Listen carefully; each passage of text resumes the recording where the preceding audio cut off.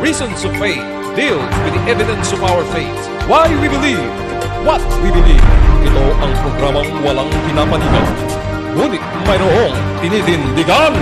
We don't take side, we take stand. Mula sa Reasons of Faith Media Ministry Studio, Manila, Philippines. Narito si Brother Melvin Sarmiento para sa Reasons of Faith Live. Isang mapagpalang araw po ng Sabat ang ipinapaabot ng programang Reasons of Faith sa lahat po ng ating mga ginigiliw na taga-subaybay. Sa tulong ng ating Panginoon, ang atin pong tatalakayin ay may kinalaman sa realization ng New World Order. Pero ang ibig sabihin lang niyan ay bagong kaayusan ng sanglibutan. Mangyayari na po yan ayon sa Bible prophecy, especially sa Revelation chapter 13. So ngayon po, idadako muna tayo sa pagtatalaga sa Panginoon sa pamamagitan po ng panalangin. Ama naming Diyos, maraming salamat po sa muling pagkakataon na ibinigay sa amin na makapagtanghal ang Reasons of Faith sa araw at oras na ito. Dalangin namin na samahan kami ng Santong Espiritu upang maging makabuluhan ang aming gagawing pag-aaral ng napakahalagang paksa. Ipagpatawad din, Ama, ang anumang kasalanan na inyong nakita upang ito hindi maging hadlang sa malayang pagdaloy ng inyong katotohanan. Ito po ang aming dalangin sa pangalan ng Panginoong Hesus. Amen. Okay, so ito na. Itong paksa, the realization of the New World Order. Okay? Ngayon, ang church natin, ang Seventh-day Adventist Church, nangunguna ho yan pagdating po sa unawa sa propesiya. Bakit? Dahil binigay po ng Panginoon. Ang iglesia po natin ay itinuturing ayon kay Mrs. White that God's depositary of His truths. Yung mga katotohanan po pagdating po sa kaligtasan, sa magiging takbo ng sanglibutan, ang Diyos po ang nagbigay po sa iglesia. Hindi para sa sarili ng iglesia, kundi para ito ay ipaabot sa iba. So lumalabas ang ating church ay daluyan ng pagpapala ng Panginoon. Ngayon, siyempre, ang kaaway na si Satanas, hindi ho yan gagawa ng, kumbaga, hindi ho yan yung tipong manunood lang habang binibiyayaan ng Diyos ang kanyang iglesia ng katotohanan. Gagawa ng mga counterfeit arguments yan. Yan. Mga counterfeit panguhuwad para lituhin ang bayan ng Diyos. Kapag nalito po ang tao, siyempre, pag ikaw ay nasa kalagayang lito, confused, hindi ka talaga makapagpasya ng maayos kasi lito ka eh. So, ang Satan o si Satanas na ito na kaaway ng Diyos, mula pa nung una, ang laban niya para magtagumpay siya sa Diyos, it is always psychological warfare. Dito po yan. Si Satan hindi gumagamit po yan ng lakas para magkaroon siya ng madadayang tao. So psychological warfare ang labanan po rito. So, ang katotohanan ng Diyos na ipinagkaloob sa kanyang bayan, dudungisan niya ni Satan, lalo na doon sa mga tao, especially sa mga taong tinatawag na Ellen White, men of responsible position, na gagamitin ni Satan para mawala yung pagbabantay nung mga tinuringang bantay sa ating iglesia, mawala yung kanilang pagbabantay doon sa katotohanang ipinagkaloob ng Diyos sa kanyang bayan para makinabang din sana yung ibang tao. So, supposedly, ang church po natin, separate ho ito, bukod, kaya nga banal eh. Yun ang kadash. Separate, ibubukod tayo at hindi ho tayo nakikiayon sa takbo o sistema ng sanglibutan. Kumbaga, binabalik ko lang ho kayo sa pinaka-basic structure, bakit nandito yung ating church. Tayo po ang gagawing kasangkapan ng Diyos para ipahayag yung kanyang katotohanan, especially in these last days, the three angels' messages. Yan po yung church. Hindi po tayo makikitulad sa galaw ng sanglibutan. Ngayon, ito. Anong kinalaman nito dito sa usapin ng realization? Ibig sabihin, nandito na nakikita na natin. Yung sinasabi noon pa sa panahon pa lang ni Daniel hanggang sa mangyayari sa wakas ng sanglibutan. Daniel and the book of John, Daniel and Revelation. Ngayon, simulan ko at dito po sa binanggit nating propeta ng Panginoon at minister na si Daniel. No? Sa chapter 8, verse 24, kung paano gumagalaw ang kaaway ng Diyos, At gagamit din siya ng ang kaaway ng Diyos, gagamit din ng kanyang kasangkapan sa sanglibutan. Okay? Pakilagay, Andre. Daniel 8:24. At ang kanyang kapangyarihan ay magiging dakila. Ngunit hindi sa pamamagitan ng kanyang sariling kapangyarihan, at siya'y lilipol na kamangha-mangha at giginhawa. Napansin niyo po yun? Ang tinutukoy dito is none other than the little horn power. Ang katuparan niyan is papacy. Okay? At sinasabi sa book of ni John sa Revelation, siya din yung first beast sa Revelation 13. So mayroon tayong mga separate na paksa dyan at nandun lahat ng documents para back upan yung ating sinasabi na siya nga yung katuparan, ang sistema na ito na nabanggit, ang katuparan nung little horn sa Daniel at leopard-like beast sa Revelation 13. So ang tinutukoy nga dito ay kapangyarihang ito na siya'y lilipol na kamangha-mangha. Wow. He shall destroy wonderfully. Can you imagine, mga kapatid at mga kaibigan? Wawasakin na niya, lilipulin pa niya, pero ang nagamit dito, wonderfully, kamangha-mangha. Alam niyo, ang paglipol ng little horn as a system, the frontman ng kaaway ng Diyos, hindi lang physical battle ang approach nito, kundi psychological. It is because yung nagbigay ng kapangyarihan dito sa frontman ni Satan is none other than Satan himself. Frontman lang ito, kaya sinasabi rito, hindi sa pamamagitan ng kanyang sariling kapangyarihan. Di ba ang frontman, ginagamit ko lang yung terminology na yun para makarelate ho ang lahat. Okay? Ang frontman ng Diyos is none other than His Son, ang ating Panginoong Jesucristo. Ang frontman ni Satan is none other than the system na nakita ni Daniel sa pangitain na mas curious siya regarding dun sa ika-4 na kaharian sapagkat matindi ang gagawin, especially ng little horn power.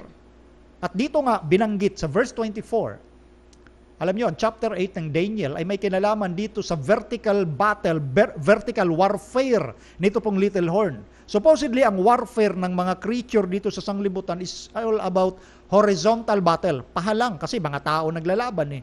Pero ang ginawa sa chapter 8 ng little horn, hindi lang basta universal, hindi lang basta horizontal, vertical battle against God, against His people. At sinasabi na ni Daniel na itong kapangyarihang ito, He shall destroy the people of God. He shall destroy wonderfully. Nakuha yung pansin natin dito sa pangungusap na ito, sa salitang ito, wonderfully. How come, paano nawawasakin ito pong little horn ang mga lingkod ng Diyos at binanggit na natin, hindi lang basta physical yan, psychological. Okay? At sabi pa, tuloy mo Andre, at gagawa ng kanyang maibigan at kanyang lilipulin ang mga makapangyarihan at ang banal na bayan. Okay.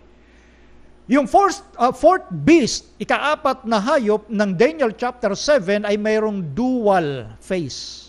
First, etong pagan Rome or political Rome at yung ikalawa, papal Rome or spiritual Rome. So, wag natin kakalimutan yung dalawang mukha niyan. Kaya yung mga sinasabi dito, nagkaroon literally ng katuparan sa pagan or political Rome pa lang, winasak nila yung sanctuaryo ng Diyos, at sa spiritual nature naman, etong papacy, the spiritual Rome, winasak naman nila ang spiritual na dapat ang tuon ng pansin ng mga anak ng Diyos sa sanctuaryo sapagkat naroon si Kristo, pero ang ginawa ng little horn, itinuon sa Kanya. Nasa Kanya ang tamang pagsamba, siya ang magdadala sa mananampalataya, paakyat ng langit, para makapasok ng langit. So, ganun yung approach nito. That is why He shall destroy wonderfully. Kaya nga nung makita ni Daniel, talagang bagabag si Daniel, kaya nagtanong siya doon sa verse 14, doon sa mas naunang talata, na hanggang kailan? Hanggang kailan? Ibig sabihin yung kapangyarihan yon ng maliit na sungay na pinupusong ang Diyos at ang kanyang bayan, hanggang kailan? And then sinabi nga ng Diyos, sagot niya, yung pasimula ng paghatol, 2,300 days. Okay, so ngayon, Binabalik-balikan natin ng konti para hindi ma-detach yung iba nating mga listener na mga kapatid, no? Sa verse 25 ng chapter 8, pakilagay Andre, at sa kanyang paraan ay kanyang palulusugin ang alin? Pandaraya sa kanyang kamay. At siya'y magmamalaki ng kanyang loob at sa kanyang ikatitiwasay ay papatay ng marami. Napansin niyo po yan? Palulusugin niya ang pandaraya. Kaya tayo mga kapatid, hindi ako nagtataka kapag sinasabi ng Panginoong Hesus, even the elect will be deceived. But hindi hong deception. Alam niyo ba, hindi ito yung mabababaw lang na pandaraya through psychological approach ni Satan. Malalim na pandaraya ho ito. At kapag tutulog-tulog ang mga bantay ng Diyos, kasama na ho kayong madadaya. Daniel 8:24 and 25. That's why he shall destroy wonderfully. It is because yung kanyang pandaraya, palulusugin niya. Kaya nga para siya'y matiwasay, sa kanyang ikatiwasay papatay siya ng marami. Sinong papatayin niya? Siyempre, yung mga hindi susunod sa gusto niya. At hindi lang pagpatay, physically ang pinag-uusapan dahil pandaraya nga ito, spiritual death. Naganap naman ito. Una, doon po sa kaagahan ng Kristyanismo during the 4th century AD. At bago dumating si Kristo, papayag ba naman si Satan na makita niya ang bayan ng Diyos na sama-samang umaakyat sa heavenly Canaan? Pipigilan ni Satan before the second coming of Jesus na makaakyat ang mga lingkod ng Diyos sa langit. Pipigilan niya ito. Kaya tayo, kung hindi tayo magiging maingat, kung tayo ay panatag sa ating mga dati nang nalaman at hindi tayo nagpatuloy sa pagsasaliksik at nagpabaya tayo at dumating ngayon yung tinatawag na bugso ng pandaraya na pinalusog ng little horn, even the elect will be deceived. That is why paulit-ulit na sinasabi sa Biblia ng Panginoong Hesus, ng mga alagad, in particular si Pablo, that let no man deceive you in any manner. Tingnan nyo, bakit paulit-ulit yon? Dahil ang pandaraya na gagawin ng kaaway through his frontman, healthy deception. Malusog na malusog. Minsan, binabaliwala natin yung ganitong pagbabantay.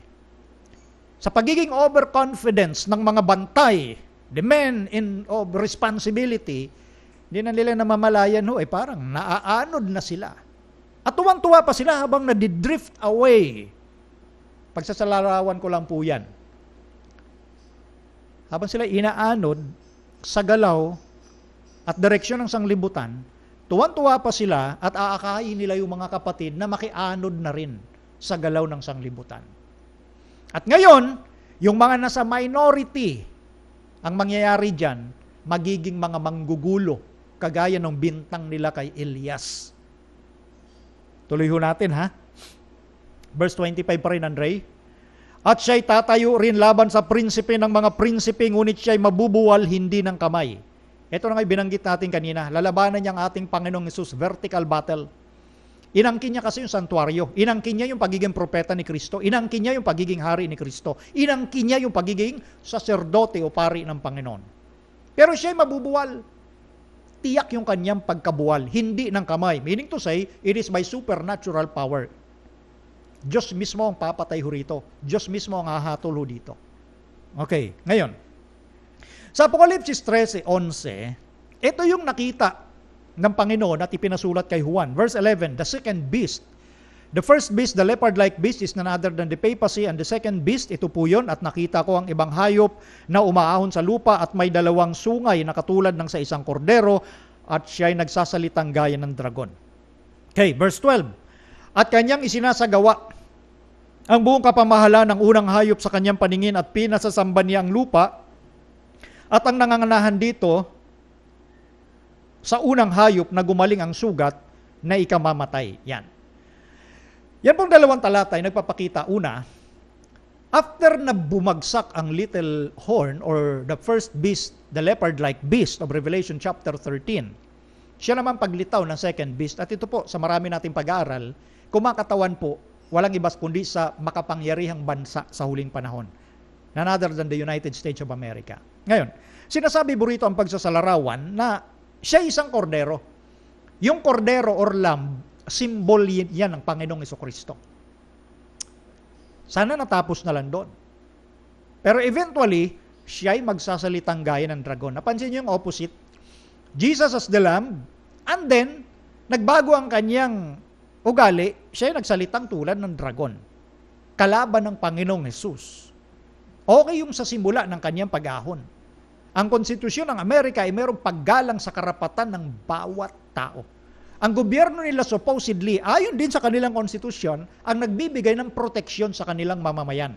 Pagdating po sa usapin ng paniniwala, pagdating po sa usapin ng pananampalataya, nire-respeto nila ang kanilang mamamayan. Nakasaad yan sa kanilang amendments ng kanilang konstitusyon. That Congress shall make no law respecting the establishment of religion or prohibiting the free exercise thereof. Sana nagtapos na lang doon. Ang Kongreso o ang mga mambabatas hindi gagawa ng anumang batas, no? Hindi siya magtatayo ng relihiyon o puwersahin ng sino man na sambahin yung ayaw niya o yung gusto niya. May respeto sila. Yan ang kanilang konstitusyon. Napakaganda. But, sabi ko nga, sana nagtapos na lang doon. Pero nakita ng Diyos, siya ay magsasalitang tulad ng dragon. Ano ba yung ugali ng dragon? Ang ugali po ng dragon, diktador ho yan. Dapat gusto niya. Sundin yung gusto niya. Bakit kaya nagiging ganyan na yung espiritu ng iba? Ano ho? So dito nga natin makikita ito mga kapatid, the realization of the New World Order, because the New World Order is all about dictatorship. It's all about despotism. Pagiging diktador, nauutusan ng tao na gawin nila, whether you like it or not. Pag hindi mo gagawin yan, mapaparusahan ka ng gobyerno. At ngayon nga, nare-realize na natin ito. Medyo magaan pa ng konti ngayon. Tuloy natin, ha? Dito sa verse 12 na binasa natin kanina, ano ho? Yung na-highlight ko kaninang kanyang isinasagawa, itong second beast, the United States of America, he will force everyone. So wala na ditong konsensya. Wala na ritong magdesisyon ka ayon sa konsensya mo. Wala na. Alam niyo yung isang salita ang ginamit dito sa Grego na isinasagawa at pinasasamba niya. He will cause the earth. He causeth the earth. Yung salita sa Gregong poio. Poio. Gawin mo. So dito, wala na rito yung tinatawag na karapatan ng sino mang magdesisyon ayon sa kaniyang konsensya. Again, iko-quote ko yung kanilang napakagandang konstitusyon. Congress shall make no law respecting the establishment of religion.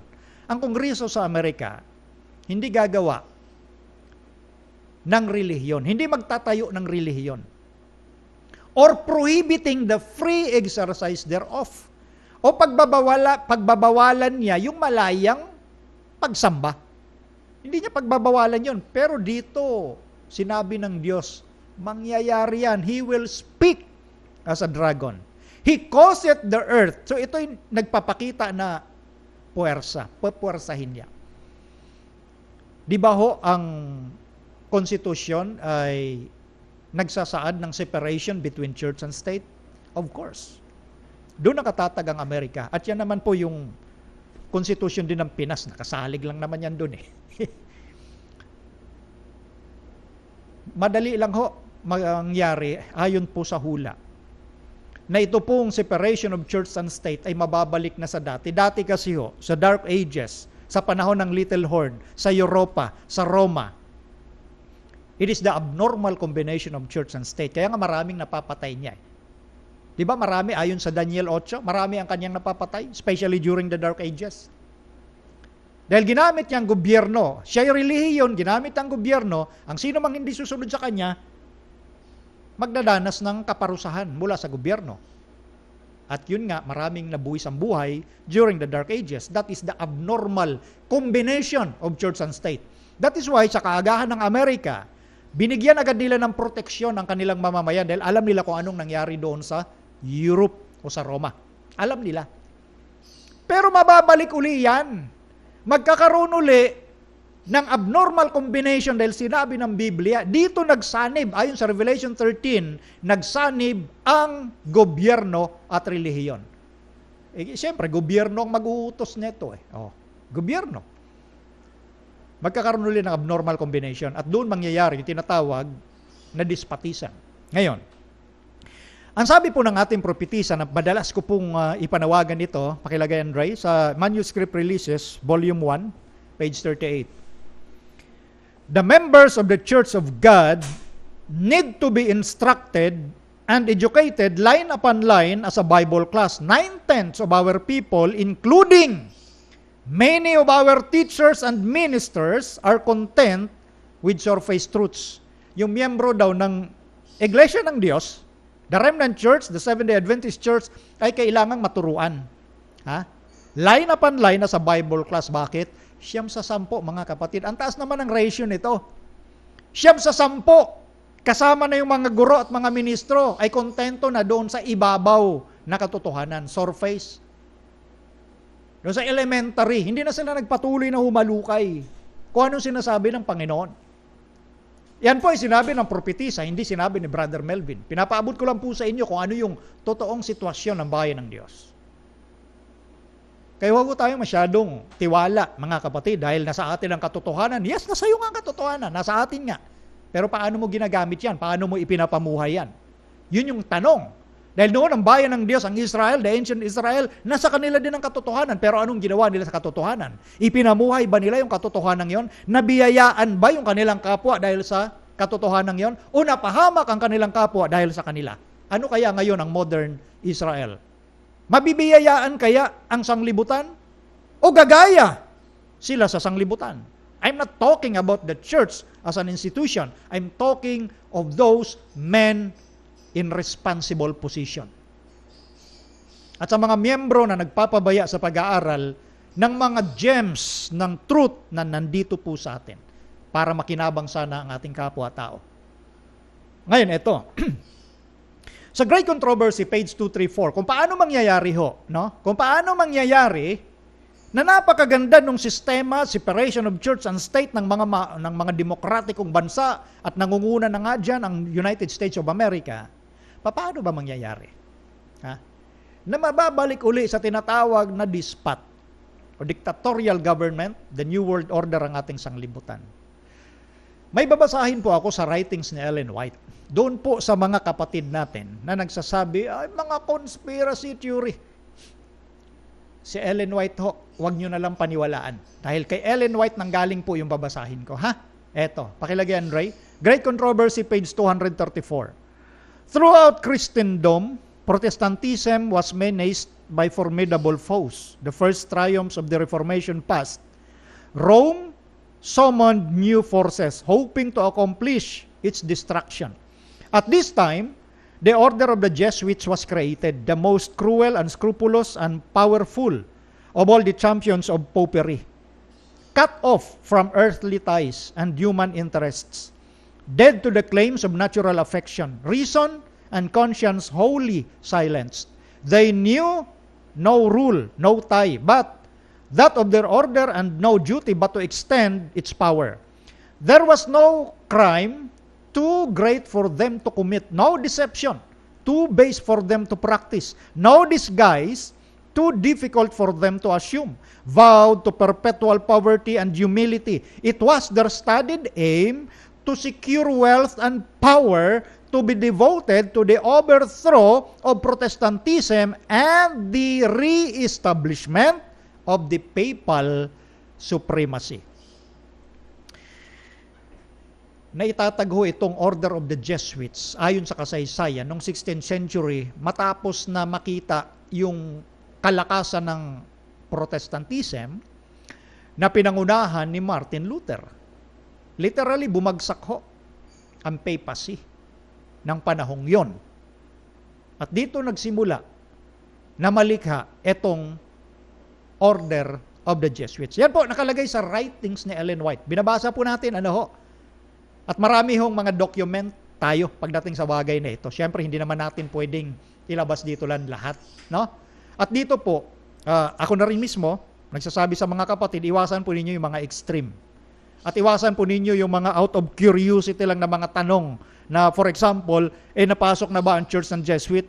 Ganito lang sasabihin ko po sa inyo. If it's walk like a duck, if it's quack like a duck, therefore it is a duck. Kasabihan nyo ng mga Amerikano eh. Kung siya'y lumalakad parang pato, kung siya'y nagsasalita na parang pato, sa makatuwid pato yan. Ganun lang ho. Kaya nga deception eh.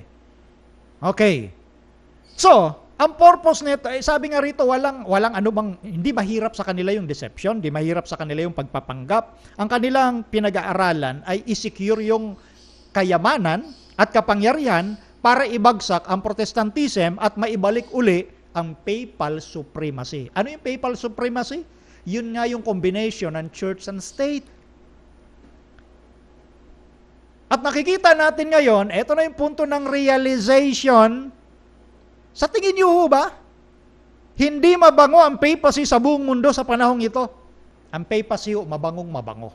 Ang papacy ang tinutungo ng mga major ambassadors ng buong mundo. Ano man problema yan, social man yan, religion man yan, economic man yan. Mamaya titingnan ko pa ho yan. Papakita ko sa inyo.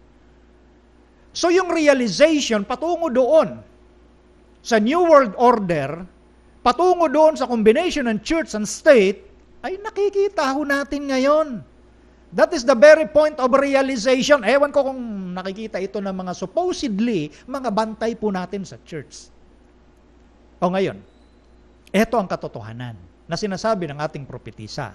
At bago isulat ito na Ellen White, o habang sinusulat itong libro na ito na Ellen White, muntik-muntika na siyang mapatay ni Satanas dahil dito sa librong ito nabubulgar. Yung mga deception na gagawin ni Satan, siyempre ang Diyos ang ating Panginoon eh. Ipinasurat lang ng Panginoon kay Ellen White yung mga nagaganap eh. So ngayon, makikita natin dito yung kapangyarihan na merong pagpapanggap. Kaya nga pagpapanggap eh. Disguise, paano mo malaman yan? Disguise nga eh.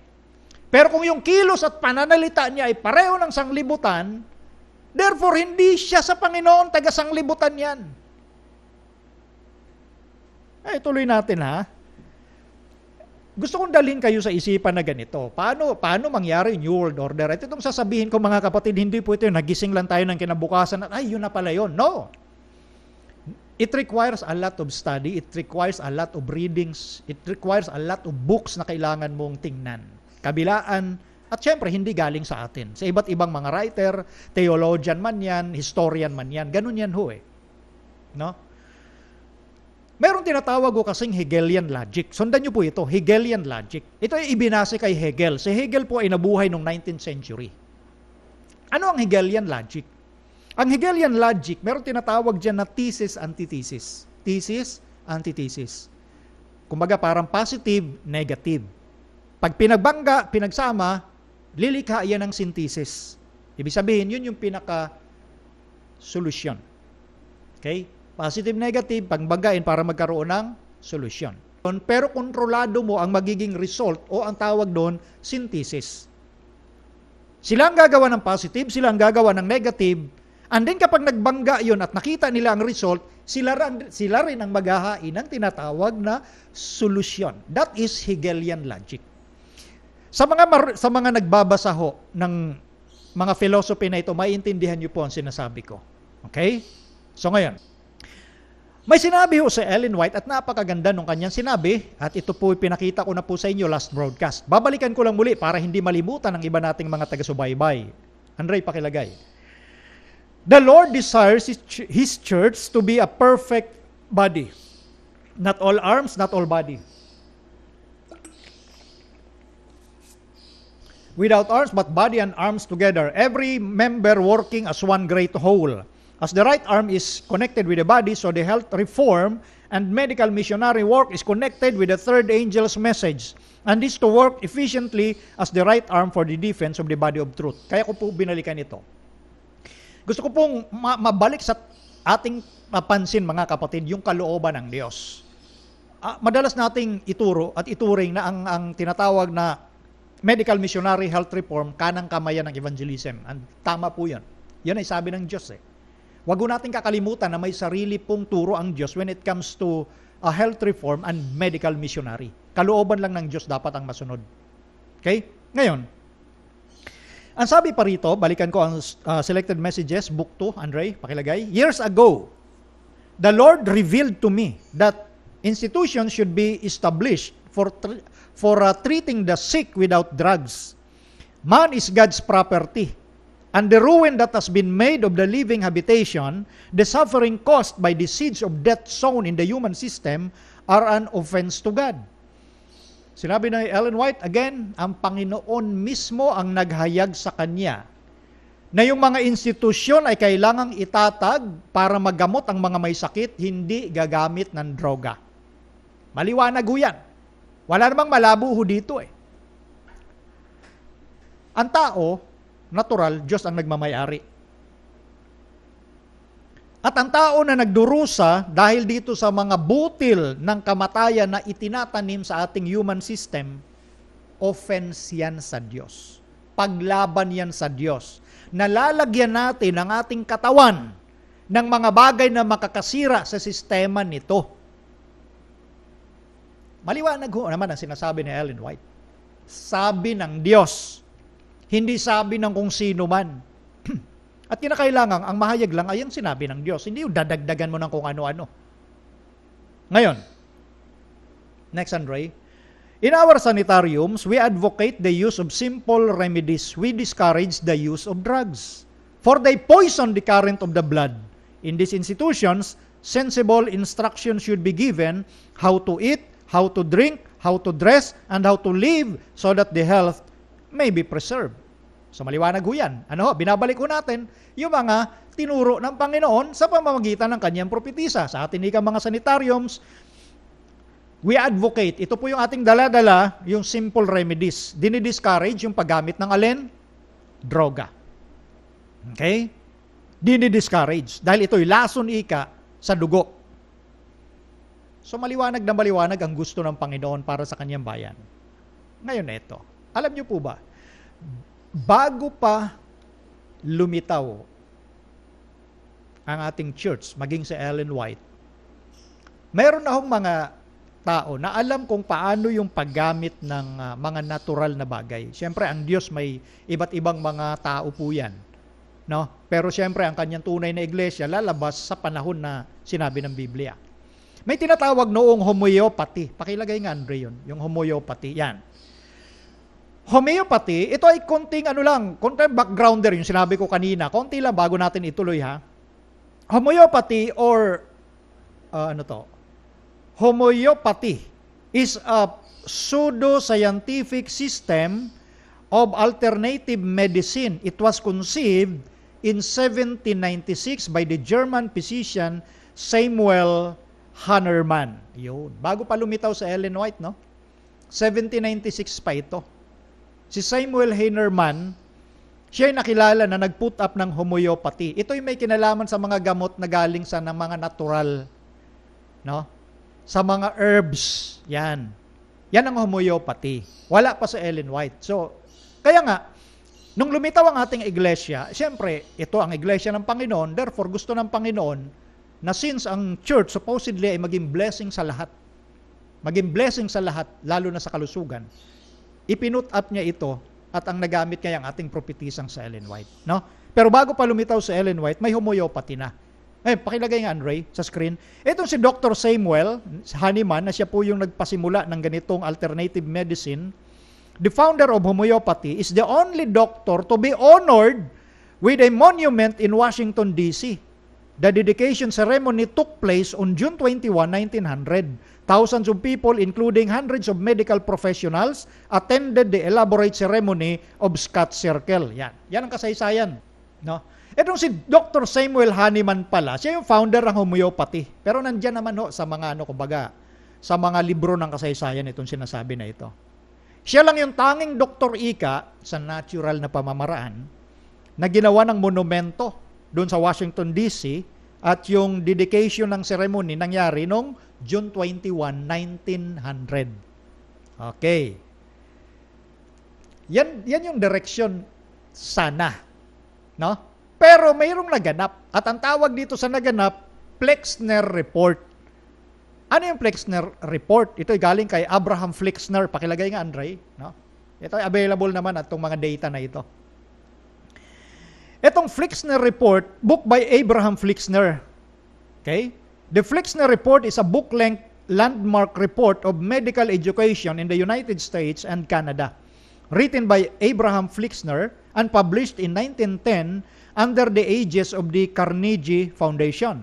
Many aspects of the present-day American medical profession stem from the Flexner Report and its aftermath. So, ito pala yon. Ang Flexner Report nga na isinulat ni Abraham Flexner.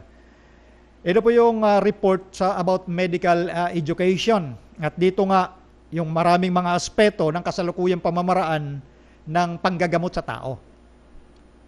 Ano itong Flexner Report? Kung ito man ay report about medical education, paano nangyari? Anong nangyari doon sa homeopathy? Nagaling kay Samuel Hahnemann. Ito yung nangyari. Etong Flexner Report, merong nangyaring pagbabago dito sa situation ng panggagamot at nakilala itong Flexner Report as medical education in the United States and Canada noong 1910. Ayan. Na sinasabi sa report na ito po yung pagtatangka na i-align yung medical education sa ilalim ng tinatawag na laboratory research. Yun na yung emphasis. Yung paraan ng panggagamot ay gagawin na sa pamamagitan ng laboratory research at yung pagpatent ng mga medisina. Alam niyo po ba kung sino ang nagpondo para po sa ganitong bagong direksyon ng paraan ng panggagamot? Walang iba kundi si John Rockefeller at si Andrew Carnegie. Okay, tanungin ninyo, sino si John Rockefeller? Si John Rockefeller din po ang nag-donate ng building ng United Nations. Philanthropist po ito kung ituring. No? May malalim na galaw itong si John Rockefeller. Billionaire ho ito. No? Siya nagpondo ng United Nations. Bago naging United Nations siya noong 1945, 1929, ang tawag League of Nations. Okay, hindi pa kasama ang Amerika noon. Then nagkaroon ng Second World War, and then 1945, kasama na yung Amerika doon, at nabago na ang League of Nations, naging United Nations, at si John Rockefeller ang nag-donate nung gusaling yon at nung lupa na yon. Okay? Si John Rockefeller din po ang nagpondo para maiba yung sistema o paraan ng medication para sa tao. Itong si Rockefeller at Carnegie, nag-offer po ito ng best medical school sa Amerika. Best medical school. Na ang tanging gagamitin lang daw, instead na homeopathy, ay allopathic-based curriculum. Allopathic. Pag sinabing allopathic, pakilagay nga, Andre, sa screen. Ang allopathic medicine or allopathy is an archaic term used to define science-based modern medicine. There are regional variations in usage of the term. In the United States, the term is used to contrast with osteopathic medicine, especially in the field of medical education. So yun na. So dito na yun nagsimula yung paggamit ng droga. Pinunduhan ni John Rockefeller po ito. No? Kaya naging allopathic na. So dito, itong si Rockefeller at Carnegie, systematically, dinismantle nila o binuwag nila yung mga eskwelahan na nagtuturo ng natural medicine. Sa pamamagitan ng alin? Na yung paggamit daw ng natural power ng mga herbs and plants, yung mga pananim na ginawa ng Diyos, at yung kahalagahan ng diet sa kalusugan. Inalis nila yun. Gumawa sila ng lahat ng hakbang kung paano mangyari ito. Systematically, sistema. Mamaya, bantayan niyo po yung salitang systematic na yon. Kung sino yung pangunahing gumamit nun para dayain ang mga tao sa mundo. Binabanggit ko lang po yung, andito naman ho, ito litaw yan, nandyan yan sa, nandyan sa ating mga internet na sa kasaysayan ho ito eh. Wikipedia lang, nandun, kompleto eh. Kaya hindi ho ito yung mga tinatawag na fake news. Maingat ho ako sa paggamit ng mga ganitong sources, no? Ngayon, Itong si Rockefeller, ginamit niya yung kanyang kapangyarihan. Billionaire ba naman eh. Kaya nga ipinasa sa Kongreso ng Amerika at dineclare na yung American Medical Association the only body with the right to grant medical school licenses. Yan. Punta kayo sa Congress ng Amerika. Tapos sabihin nyo hindi totoo yung narinig nyo ngayon. Na ito po, na itong na pamamaraan ng panggagamot na gagamitin ng laboratory through allopathic kind of treatment, medicine, inapprove po ito sa Congress ng Amerika at sinabi nga na yung American Medical Association lang ang tanging-tanging dapat nagbibigay ng lisensya sa mga eskwelahan na nagtuturo pagdating sa medisina sa bansang Amerika. At ngayon, itong American Medical Association, kinumpel nila yung gobyerno na i-destroy yung natural competition. Kaya makikita ninyo na na-regulate yung mga medical schools. May mga medical schools pa ba ngayon? Lalo na sa Amerika na nagtuturo ng natural na pamamaraan. Alam nyo ba kung ano na ngayon ang turing ng mga tao sa natural na pamamaraan ng panggagamot? Para kang ikang yung may panyo sa ulo. Albularyo. Yun na ang turing nila ngayon sa ganyang bagay. Para ka na ikang albularyo. So ginawang katawa-tawa na lang yung tinatawag na homeopathy. And then yun nga, lumitaw ang ating church, nagamit si Ellen White, gustong ipakita ng Diyos kung ano yung dapat na sa pamamaraan ng panggagamot. Kaya pagkatapos ng Flixner report na ito, yung American Medical Association, the AMA only endorse schools with a drug-based curriculum. Na? Ito yung nangyari. Yung American Medical Association lang ang magdideklara, mag-i-endorse kung ang gamit mong curriculum drug-based or allopathy. At yun nga, nabanggit natin, na pagdating po doon sa paggamit ng mga natural herbs, plants at yung natural diet, ang ginamit nila, nagpondo again, yung sino mang mga nasa likod nito para gawing katawa-tawa at ginamit nila yung tinatawag na fear-mongering.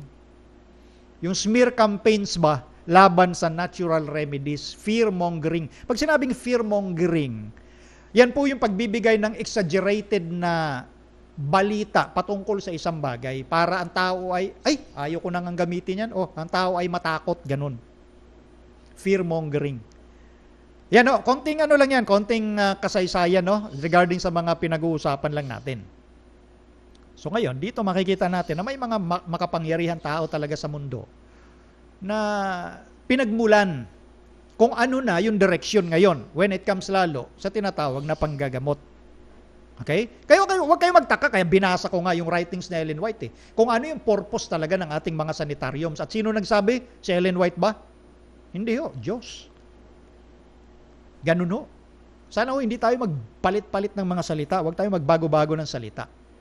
Dito sa usapin ng science na ang nangunguna po ay yung mga tao naman na hindi naniniwalang may Diyos na lumikha ng sanglibutan. Is it ironic? Is it ironic na yung mga nagsasabing expert, sinasabi at kinikilalang expert sa buong mundo, sila pa yung mga tao na hindi naniniwalang may Diyos na creator? Karamihan po sa kanila, kaya inulit ko yung salita, karamihan sa kanila ay mga evolutionist. Tapos ang ating tiwala ibigay natin sa kanila. Di ba ang true science, when it comes to word science, pag sinabing science, that is in Greek gnosis, meaning knowledge. Kanino ba nanggagaling yung totoong knowledge? Di ba sa Diyos? Sino ba ang ginagamit ng Diyos na dapat may kaalaman ng knowledge na yan? Di ba yung kanyang iglesia? Is it ironic? Iwanan ko po sa inyo yan, ang tanong na yan. Again, babasahin ko ang writing na Ellen White, paki-flash Andre. Selected Messages, Book 2, page 280. As the matter was laid open before me and the sad burden of the result of drug medication, the light was given me that Seventh-day Adventists should establish health institution discarding all this health-destroying invention, and physicians should treat the sick upon hygienic principle. Yan Pinasa lang mo natin yung ilang mga part dyan. Ngayon, may mga taong nag-iisip na itong, halimbawa, yung mga nabanggit natin, mga Rockefeller, yung sulat ni Ginang White sa Great Controversy ng mga Jesuits, sabi nila, hindi, conspiracy theory lang yan. So, ibig sabihin nga si Ellen White, yun siya. Alam nyo, ang napapansin ko ho sa mga nagsasabi ho ng ganyang bagay, lalo na sa mga kapatiran, ang napapansin ko, pasensya na ho, inunahan ko na. Halatang halata ho, hindi ho talaga kayo nagbabasa at nag-aaral. Yun napansin ko lang ho yun, pasensya na ho. Hindi ho kayo nagbabasa, hindi ko kayo nag-aaral ng kasaysayan at ng propesiya ng Biblia. Ito ho ang sabi ni Ellen White, speaking of conspiracy, sa Spirit of Prophecy, Volume 4, page 485, sabi rito, the aim of the great rebel has ever been to justify himself and to prove the divine government responsible for the rebellion. To this end, he has bent all the power of his giant intellect. He has worked deliberately and systematically and with marvelous success, leading vast multitudes to accept his version of the great controversy which has been so long in progress. Ano daw yung layunin ng great rebel? Siyempre, ito po si Satan. Ang layunin ng great rebel na ito ay para bigyang katuwiran yung kanyang sarili at patunayan na yung gobyerno ng Diyos ang responsable sa rebellion na nagaganap. Kaya nga ginawa niya ang lahat ng kanyang kapamaraanan with this giant intellect. Napakatalino naman o talaga ni Satan. Isipin mo, sa Ezekiel chapter 28, nilikha po siya ng Diyos. Sakdal sa karunungan, the perfect intellect. Hanggang sa pinili niyang magkasalat layuan ng Diyos. So ginamit niya lahat yung kanyang kapangyarihan sa kanyang malahiganting karunungan. Siya ay gumawa ng mga, eto na yung binanggit ko kanina, systematically. Itong si John Rockefeller ho, hindi naman ho yan yung tipong magpopondo lang na walang mga taong gagawa systematically. Kaya ito na nga yung end.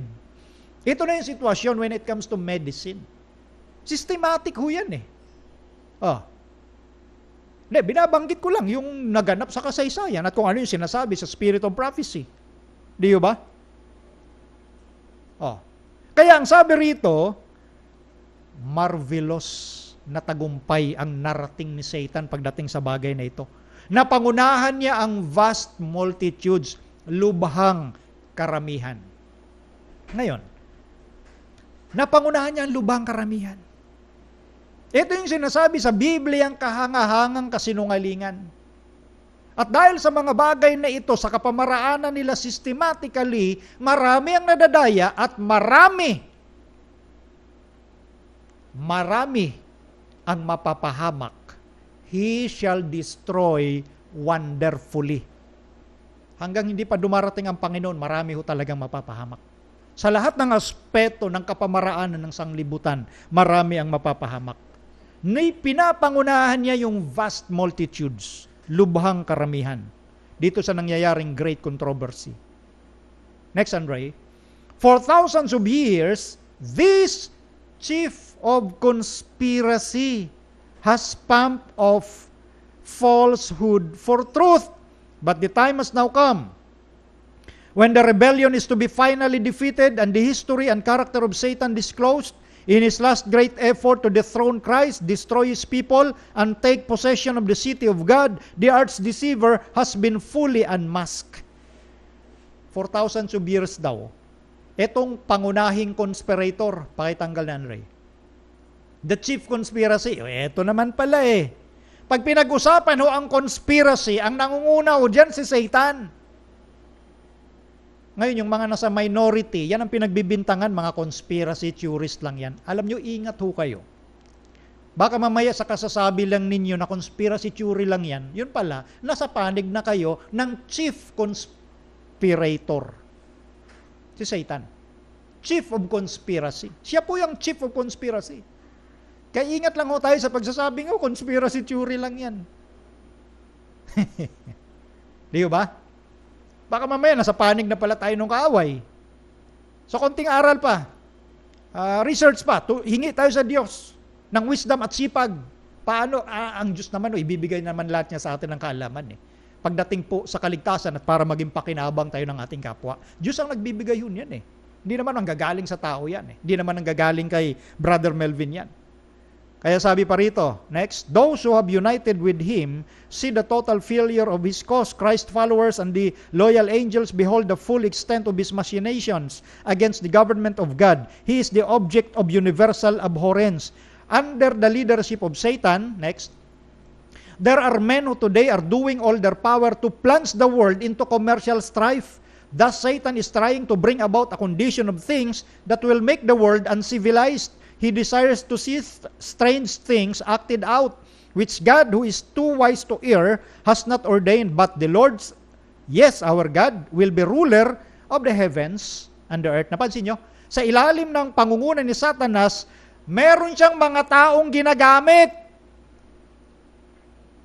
Ulitin ko ha, sa pangungunan ni Satanas, meron siya mga ginagamit na tao ngayon, ginagawa nila sa lahat ng kanilang kapangyarihan para ibagsak ang sanglibutan into commercial strife. Pag pinag-usapan commercial, it also tantamount to economic strife. Kaguluhan. Hindi lang politics, kundi sa economy. At ginagawa niya ang sanglibutan na uncivilized. Ulit, balikan ko para hindi masyado tayong dumedire-diretso at naiwanan na yung iba. Napansin nyo yung tinatawag na Hegelian logic. Thesis, antithesis. Pag pinagbangga mo yan, magre-resulta ng synthesis. So merong ginagamit na positive, merong ginagamit na negative, at kontrolado nila yung magiging solution yan. Yung antithesis. Walang mangyayari na New World Order kung ang bawat bansa sa sanglibutan ay merong sovereignty. Tandaan nyo po yan, mga kapatid, mga kaibigan. Principle po yan. Walang mangyayaring pagkakaisa ng lahat ng bansa kung ang bawat bansa ay may soberenya, may kalayaan, pagdating sa ekonomiya, pagdating sa market, pagdating sa politics, pagdating sa academics, pagdating sa iba't ibang bagay. Kung merong kanya-kanyang kalayaan at sa kanya-kanyang kalayaan nagiging maunlad ang bawat bansa, paano mo makontrol ang bansa? Nakita niyo po yung lohika ng Hegelian logic. Therefore, you will create strife. Okay? And you will create na magpapacify sa strife. At mangyayari ngayon, yung positive, negative, magbabanggaan, pero ikaw ang nakaabang sa solusyon. May mangyayaring gagawin ang kaaway na gulo. At kapag nagbanggaan ang positive-negative, which is yung positive-negative, magkakampi naman yan kung tutuusin, para mag-produce siya ng tinatawag na solusyon.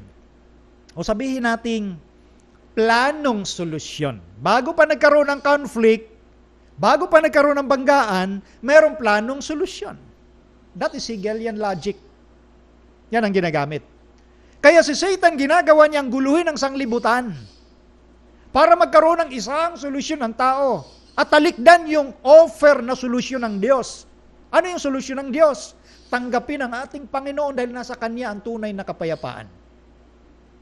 See? Dahil tayo po'y hindi taga-sanglibutan.